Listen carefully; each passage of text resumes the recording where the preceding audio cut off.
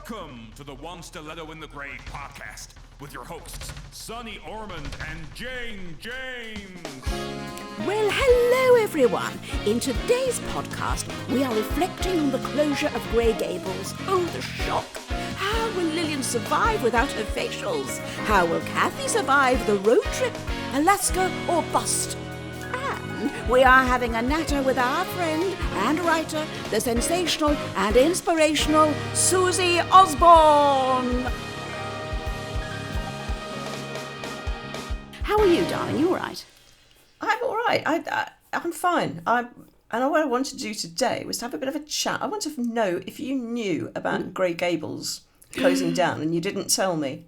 I knew nothing. It was as much of a shock to me as it was to the list. I knew nothing. In fact, there was a sharp intake of breath when I heard the episode that told me that it was, yes, closing down. I mean, Grey Gables.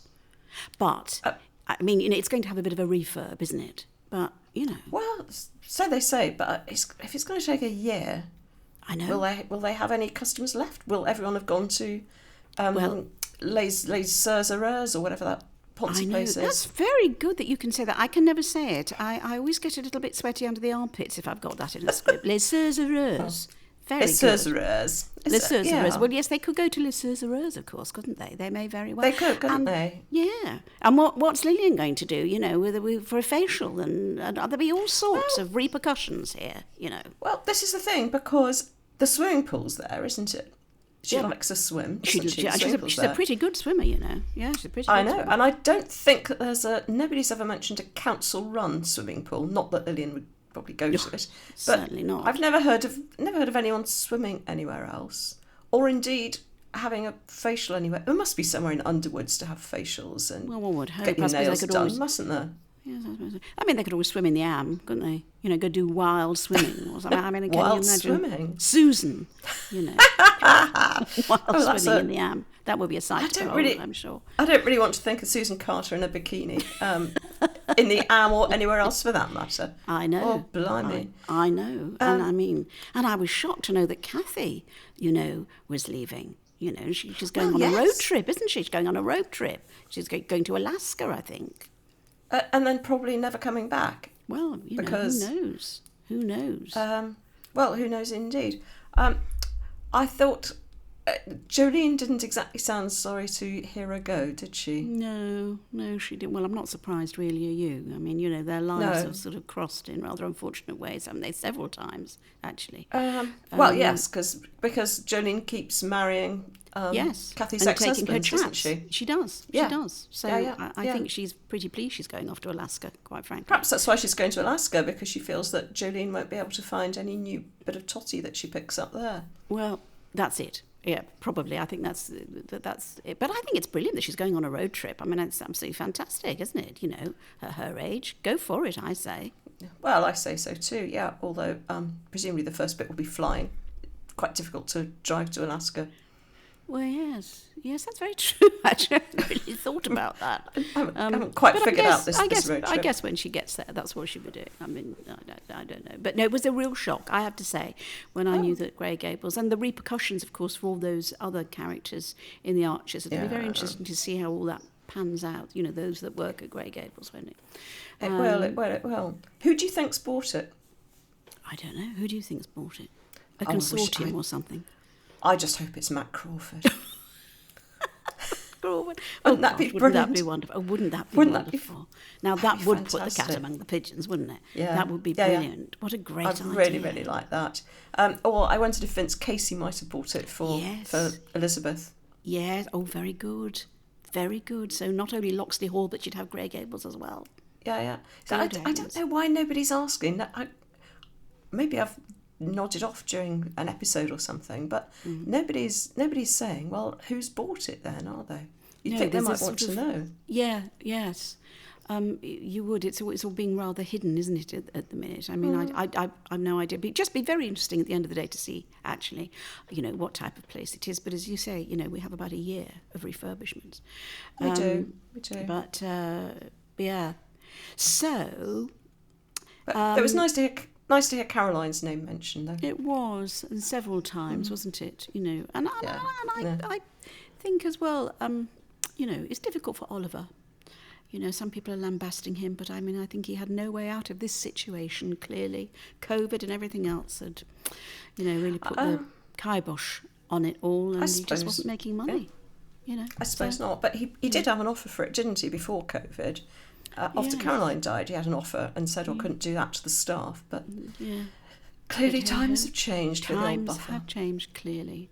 So I don't know what will happen to him, but anyway, yes. So that's the Grey Gables story, and I think actually, what would have been very interesting, and something that's never happened there, is that they could have held a literary festival or something like that, couldn't they? There, why has Linda Snell never done this? Indeed, why has she never done it? But that brings us very nicely on, actually, doesn't it?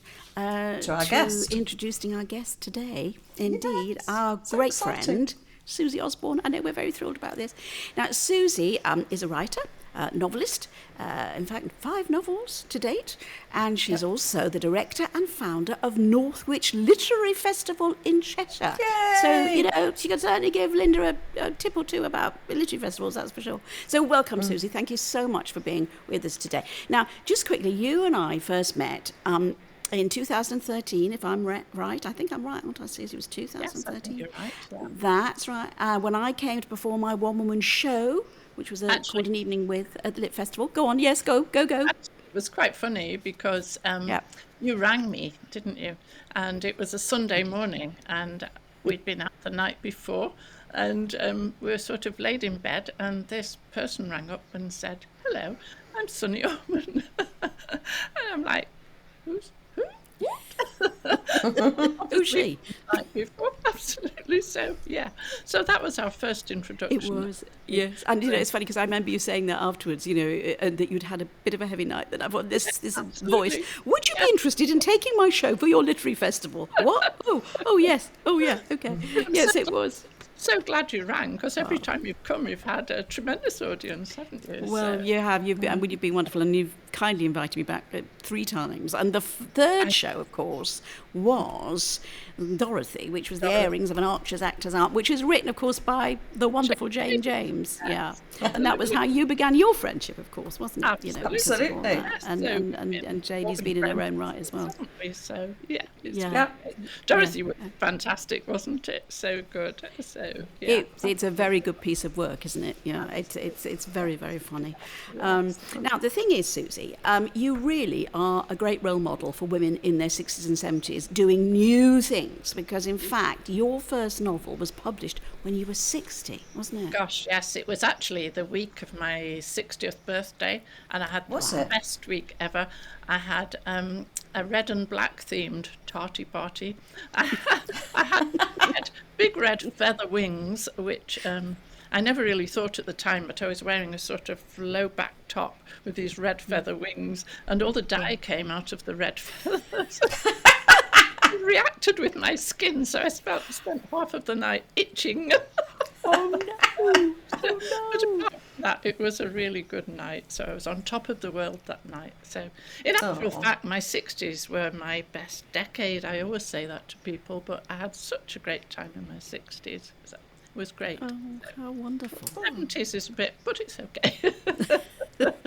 So, did you write before you got to 60 and published? Had you always written? I've always written just bits and pieces, really, but nothing that was published before. I used to write as a child. I was an only child, a lonely only, and I spent a lot of time at my grandmother's house in Yorkshire, and she had an attic, and it was full of everything, hidden treasures. It was just paradise to me, and it inspired me, really. I used to think I was Jo March from Little Women, and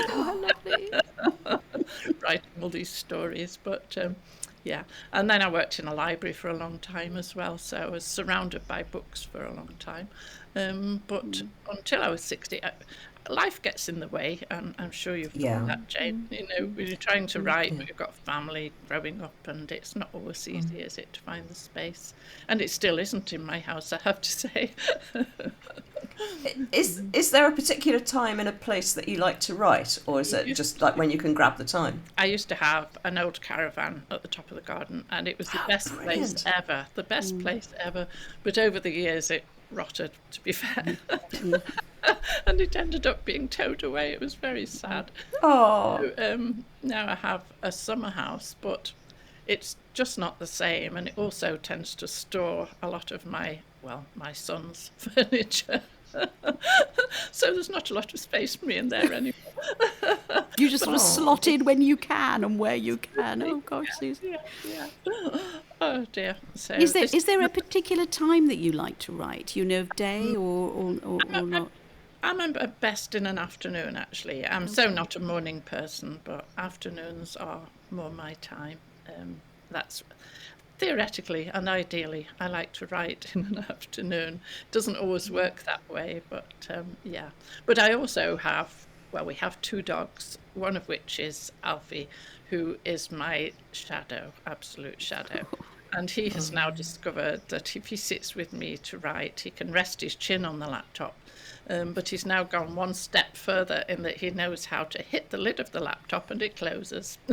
Oh, bless. And he's slowed down my writing quite considerably.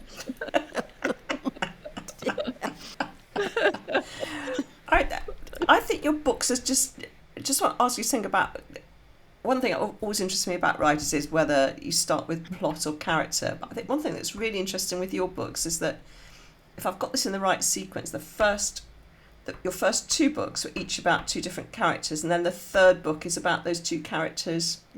Yeah, they connect up in the third. They connected, yeah. I wasn't ever going to write a trilogy. I started off just writing one book, and then people kept saying when I was writing the second one, so is this a sequel to the first one? But you don't actually know if anybody's ever going to read the first one at that point. So, but then by the time I reached the third one, I thought, I could actually connect the 2, and which I did. So I put one of the characters from the first one, I think it was one, in the second one, and then drew them all together in the third one. But I'll never do that again. It was very complicated. So was it? Yeah, it was. I didn't. It was a struggle.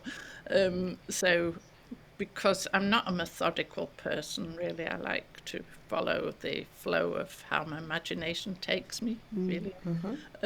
So for the other books, I've just done a complete story in one book, basically. Right. Yes. So the last one I wrote, Angelica Stone, people were saying it's very dark, which I hadn't really. It was, I suppose, a bit dark, but it hadn't really struck me as being dark. I'm not particularly a dark person. Still had a lot of humour in it, but this one that I've just written now is a lot of humour. I wanted it to be uplifting. A lot of it was written during lockdown in 2020, and I just wanted something happy and something to make you laugh, basically. Which is hopefully what it will do. It's got a lot of emotion and that in it as well, but it has got more humour than the others have. And this is Happiness is a Thing with Wings, isn't it? Yes, which is a strange sort of title, but it's about Joanna, a character called Joanna, and she is approaching her 50s. And although that seems very young to me, to her it seems quite old. And she's been trapped in an unhappy marriage for 30 years.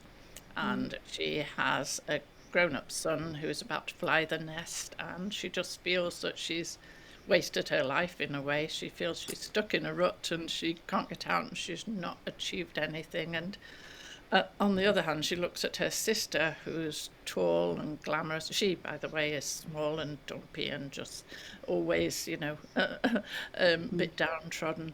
Whereas her sister is tall and slim and has a handsome husband and a beautiful baby girl, and she's just got everything. And Joanna is quite envious, and she tends to resort to gin and chocolate at all times. Good for her. Oh, yes, sounds like a woman after my own heart. What inspired you to write this one then, Susie? I don't really know. I just started one day without any particular. Sometimes I just start a book and I don't know where I'm going with it, really, like this one. Correct. And it just writes itself in a way. Sometimes, I don't know if you're the same, Jane, but sometimes you're writing and the words write themselves almost. A voice comes into your head and it tells you what to put, and it's just that sounds really surreal, but you hear of a lot of writers who plan everything really methodically. They have little post-it notes everywhere saying exactly what's going to happen in each chapter, but I've never been that sort of person. I'm not an organised person anyway, so I don't think I could be like that. I'd like to be like that. I'd like to be organised, but it's very encouraging to hear you say that, because I never know what I'm going to write when I start off, and sometimes I'm writing things and saying to the characters, you can't say that, you can't do that. But they kind of do. They take on a life of their own, don't they? They do. I'm like that. Yes, you can't say that. That's not right at all. But then it is, and it sort of goes on, doesn't it? And then you think, am I completely insane, or will anybody actually like this? But yeah, it seems to work. Well, people do, because Yeah. It's your fifth. It's being a non-writer. It's really fascinating hearing you both talk about these voices, or and that they just sort of are there, and it's almost in a way you can't stop writing. I mean, that's really a fascinating process. They take over your life as well, don't they? And then when you reach the end of a book, and I'm sure Jane, the end of a play, you feel sort of bereaved in a way, gone, and you've suddenly lost this family that was part of your life for a long time. So yeah, I don't feel so bad about this one, because she was always full of humour and she's had a nice time in the end. But Angelica Stone was a sort of sad ending, and I just felt really sorry for her. It was. Yes. But yeah, this one's a happy end. So yeah. Yes. So we'll see how it goes. You must talk to lots of writers. Yeah. Because of the literary festival. Yeah. So do you get the sense that other people write the same way as we do, or is everybody else there with the post-it notes plotting in advance? Most people seem to go down the post-it notes and organised route, but some are like we do, and some handwrite the whole thing, as I used to for the first book. But I don't now. I write on the laptop. But people who I've spoken to, Jill Mansell, she handwrites her books always. It's a lot of work, isn't it, then, and getting it typed up then at the end of the day. I do find it easier, obviously, now on the laptop, because you can alter things and change things, can't you, without a problem. So yeah. But it's nothing like those two little words at the end, the end. Yeah. And would an interesting thing for me, would either of you ever want to write, audibly, just speak into a microphone or something like that, record thoughts like that? Is it something to do with the getting down either on a computer or on paper that is important? I think I need to see it on paper. I don't think I can do it. Me too. Yeah. I've not heard of anybody that does that really. Yeah, I'm sure there must be people that do, but for me, I need to see it in front of me. I need to see the words written down. Yeah. Me too. And is there anything that sort of stops you writing? I mean, do you get kind of writer's block, or does it usually? Yeah, sometimes, and then I just sometimes I think I'll just write just any old thing. I can always delete it the next day, and sometimes I do, because it is good to keep in the moment, really. When you're writing a book or a play or whatever, if you leave it for a few weeks and then go back to it, you've lost the plot, so to speak. Yes, you have. So you really do need to keep in it. And so I do try to write, when I'm writing a book, I do try to write a little bit each day. Although having said that, with the last book, Happiness is a Thing with Wings, I did keep having chunks of it where I didn't do any writing. It was during lockdown. I was just distracted by the garden and various other things, and anything to distract you sometimes. Isn't it? But yeah, so it has taken me a long time to write this one, but yeah, it's done. So I need to start thinking of the next one soon. Yes, I was going to say, what's the next one? Have you got thoughts about that? You don't know, right? You haven't got anything in the minute. Perhaps maybe two old women doing a podcast might be. That sounds a good one. Yeah, There's a beginning. Absolutely is. Yeah. But so going on to the literary festival as well, which is fascinating because you've been doing that. It's about 9 years before COVID obviously hit, but it was for about that time. What was it that inspired you to do it in the first place, Susie? It was Northwich has a river festival, and it was a friend of mine at the time that was sorting out the river festival, and his wife is my friend. She is an artist, so she was talking about doing an art trail around the town, and I thought, well, I could start a literary festival at the same time, really. So that's what we did, and but I went on and did my own thing, and continued with it. So it's been going on a long time. We've not done it obviously because of COVID for this is the third year without a full literary festival. We've still done the short story competition, which just was the closing date last week, so I'm just judging that at the moment. But over the years, I was just thinking earlier, I must have had about 120 different events over that time. Because we have about 15 a year or something, so I've met a lot of different people. Some have returned because they've been such superstars. I've invited them back again, obviously. But mostly different people. But it's amazing. And how do you plan a programme, Susie? I mean, obviously you get nutters like me sort of ringing you every now and again saying, excuse me, would you like my show? But presumably it's you often that is going out finding people. Is that the way it works? It is. And I usually find people, well, I do or did before COVID go to quite a lot of literary events anyway, so you come across people that you can speak to and ask. But also through things like Facebook and Twitter, I've approached people as well. And we've had some amazing ones. The very first year, actually, when I'd never run a literary festival before, Northwich had never had a literary festival before, and I thought Adele Parks, who's a really top writer, she'd got a book coming out called Whatever It Takes that year. And I thought, right, I'm going to do whatever it takes and try and get her here.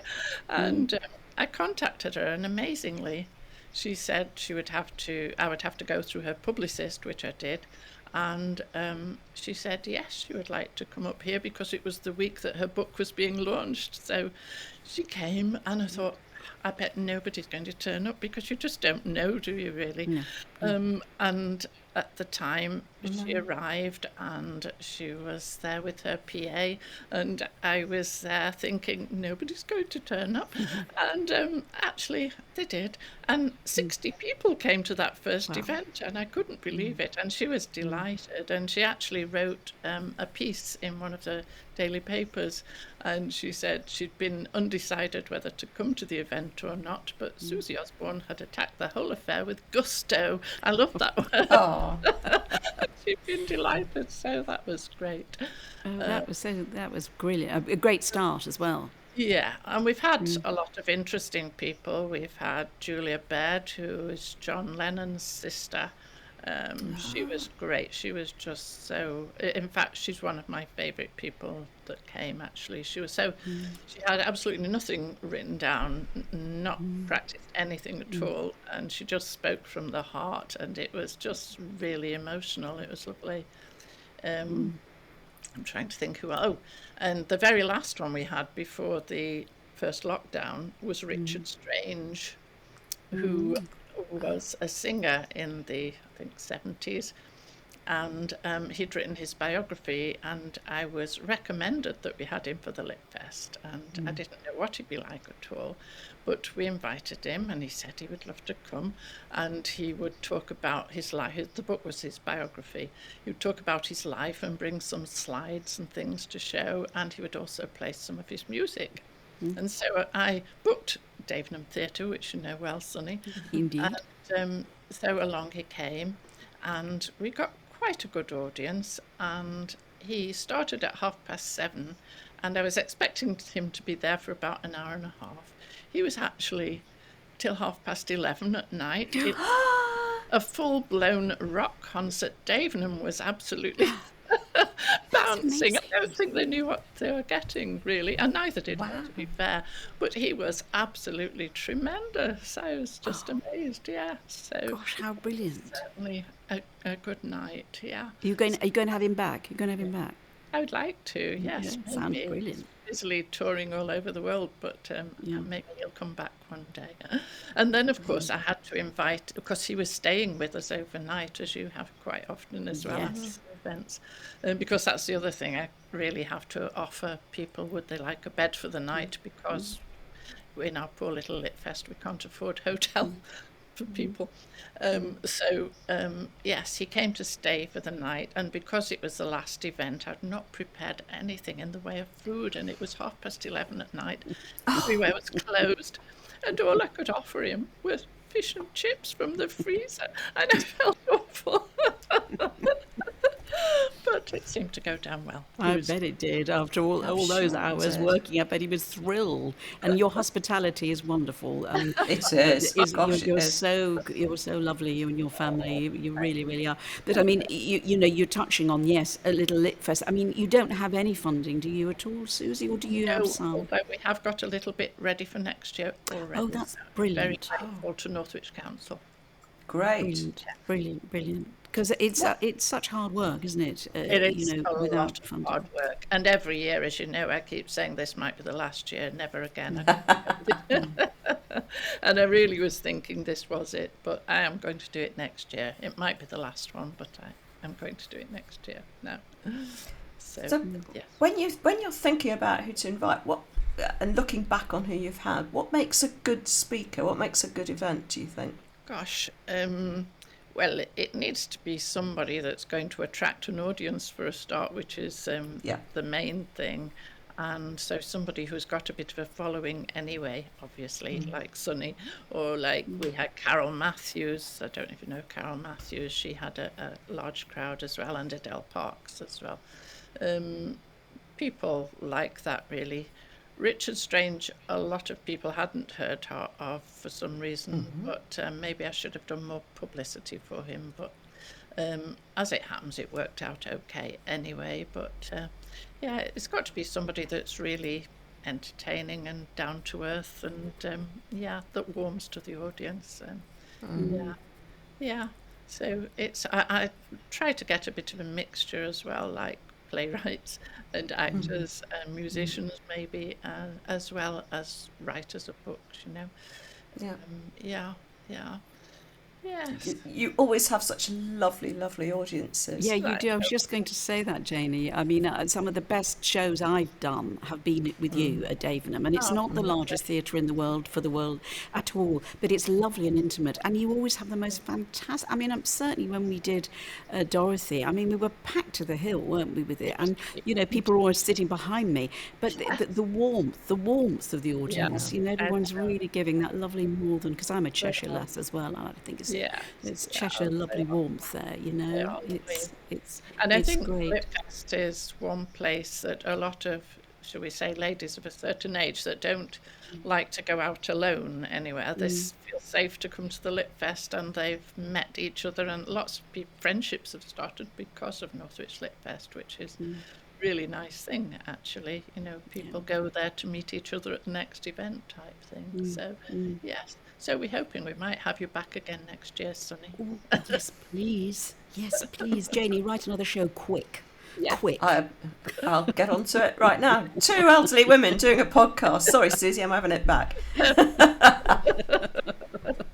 Oh, yeah, well, you know that. I'd love to come back any time. But so it's definitely happening. As far as you know, anyway, next year, you're going for it next year. Yeah. Yes. Let's hope COVID keeps away as much as possible. Absolutely. Definitely. Sorry, Jenny. Go on, Sunny. No, go on, you go. Oh. No. Oh, no. You. After you. One of the things, what makes you laugh, Susie? I mean, who makes you laugh? What gets Everything makes me laugh. I'm a very giggly sort of person, actually. But I don't know. I think I just laugh at myself a lot of the time. I laugh at other people. No, I laugh with other people, not at them. But you know what I mean? When anything goes wrong, I'm always the first to be laughing. But I don't know. As Sophie, my daughter, we giggle together all the time. We have the same sense of humour, and we're always laughing. So, yeah, laughter is definitely the best medicine. I'm always saying that, isn't it? Yeah. It is, if you can see the funny side I looked of after things. my mum for 10 years. I looked after my mum for 10 years when she had Alzheimer's, and it was horrendous. And Sophie and I, well, she did a lot with me. And you just, even in times like that, you have to laugh, because she did such funny things that, you know, we were half the time laughing with her, but some of the time at her. But, you know, it just happens, doesn't it, really? You just have to keep laughing, which is what... Well, it is. It's getting you through, isn't it? Certain situations as well, you know. Yeah, but I think I giggle too much sometimes. But I don't think you giggle at all too much. No. Young as well, doesn't it? Laughter, do you not think? Of course it does. Yes, it certainly does. And I've always been so impressed with you whenever I've come up to the festival, because inevitably when you're organising something like that, little things are going to go wrong. Inevitably they are. Yeah. But you always, you know, I don't know, you always have a great smile on your face, and things always get solved. And I was thinking, what's she really feeling inside? But you just have that, oh, well, it'll all get, and it does happen. It all, you know, and you do have to have that. Together at the end, to a degree, don't you? If you're organising something like a festival like that, you know. I have a great friend called Viv, who she sort of helps a bit. Well, she helps with the short story competition, and she's always there, the calm one behind me, saying, "It'll be fine on the night, Susie. It'll be fine." Yes. And it always is, of course. It always is. It is. It is. It's true. It always is. It always is. Not had many disasters. It's all just been small things that have gone wrong. Nothing major so far. Touch wood. Here it is. Touch wood. I was going to say touch wood. Yeah. Now, when we were talking about preparing for this the other day, Sunny said, and I don't know if she was joking about this, but I'm going to ask you anyway. Are you descended from royalty? Yes, I am. She's been reading things about I've been doing the research. I have. My cousin researched our family tree, and Richard I of France, apparently. So yeah. So, and it's weird, because I've always loved all things French. If I hear a French accent, I'm like, oh, French accent, you know, and France itself, just anything, French language, French anything. When Nick and Sophie used to be doing French at school, I was like, oh, can I help with your French homework? And now Alex, my grandson, I'll help you with your French anytime. I'm just obsession with French. So is this Richard the Lionheart, yeah? No, it's... Richard Coeur de Lion. Oh, Richard I of France. Actually, apparently. Richard the Fearless, that's good for me. Not exactly fearless, but anyway, yeah. Richard Oh, first. gosh, how fascinating. And I mean, do you know where he originated from? Which bit of France he originated from? Have you discovered that or not? Should have looked into it more clearly, Well, shouldn't I? But, No, maybe that could be your next novel. That could be your next novel, write a Susie. historical novel, couldn't You I? could, and go to France to do the research. We'll come with you. Jenny and I'll be with you. Let's all go. Let's have a girly day. Have a road trip. Yes. You could have a road trip. Good way Well, to I think for the next literary festival you need a crown. Yes, most definitely, actually. Not think we should- wings, a crown. A crown. Yeah. Ditch the wings. Don't do the wings. But a crown. Yes, a crown, absolutely. I can see you in a crown. Well, I have a tiara already. Did you know I had a tiara? It was quite funny. I'll tell this story because it is a bit Yes, funny. please. I started with COVID. I was diagnosed with COVID.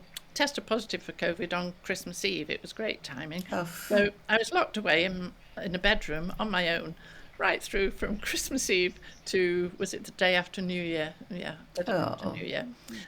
So fastened away. So in my bedroom, Sophie had bought me a tiara for Christmas. So in my bedroom, on my own, I was playing Christmas music in my nightshirt, wearing a tiara, dancing, because I thought you've got to keep, moving. You can't just lie in bed. I actually got a photo of this. It's just crazy. Oh, that's brilliant. And so were people sort of passing bit of food under the door? It was all sort of that business, knocking on the door saying, "It's here, Susie, take it," you know? Yeah, absolutely. Bob was in bed in the other room, and people keep saying, well, you could have been in the same room, but he was watching sport and walking, you know what I mean? So I was in my own room with my Christmas songs. So and tiara. Yeah, and tiara.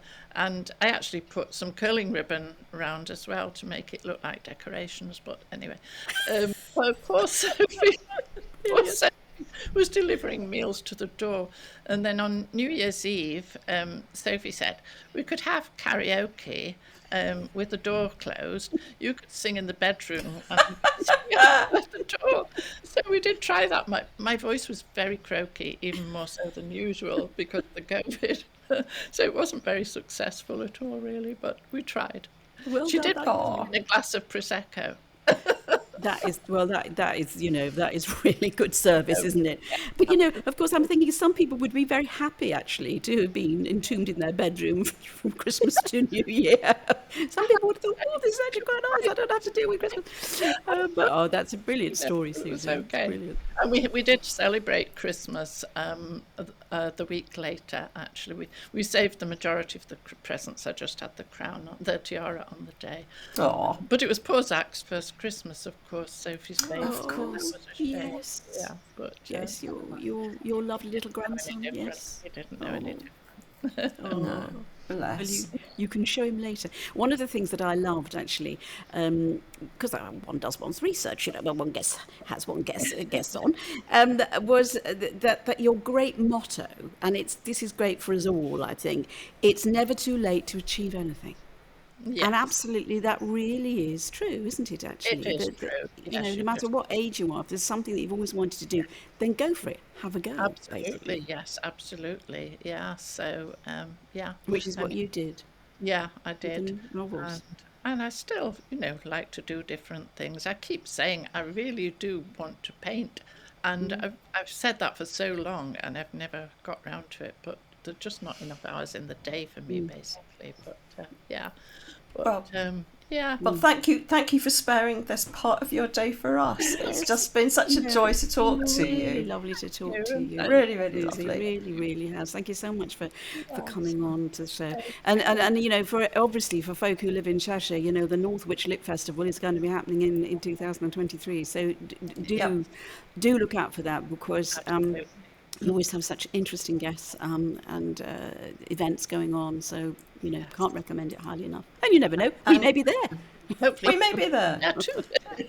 And you don't have to wait until then for your dose of Susie, because Happiness is a Thing with Wings is published in the end of August, isn't it? The end of August, yes, it is. So looking forward to that.